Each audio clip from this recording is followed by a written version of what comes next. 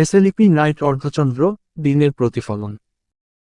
রাতের নীরবতায় ভাবনারা ফিরে আসে, এক এক করে সব দিনের স্মৃতি। বাবা, মা সবাই ঘুমের প্রস্তুতি নিচ্ছেন। ঘরটা ধীরে ধীরে শান্ত হয়ে এল। মা বলল, ঘুমিয়ে পড়ো মা, কাল সকালে তাড়াতাড়ি উঠতে হবে। সানজিদা বলল, ঠিক আছে মা। ডায়েরি খুলে সানজিদা লিখতে শুরু করলো, এই 10টা দিনের প্রতিফলন। সানজিদা নরম স্বরে বলল, এই দিনগুলো সত্যিই সুন্দর ছিল। সে লিখল, পরিবারের ভালোবাসা আর সময়, এই দুই সবচেয়ে বড় উপহার। সানজিদা বলল, ধন্যবাদ আল্লাহ, এমন পরিবার দেওয়ার জন্য। পড়াশোনার অলসতা থেকে আবার নিজের ভারসাম্য খুঁজে পেয়েছে। সানজিদা হাসি দিয়ে বলল, এখন আমি অনেকটা শক্তিশালী।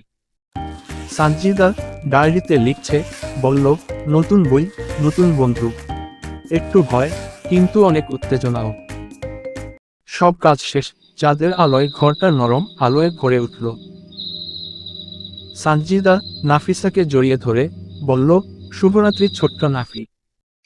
চোখ বন্ধ করার সাথে সাথে তার মনে ভেসে উঠল নতুন দিনের রং। সানজিদা মৃদুস্বরে বলল, কাল থেকে শুরু, একদম নতুন অধ্যায়। প্রতিটি রাতই এক একটি শেষ নয়, বরং এক একটি নতুন শুরু।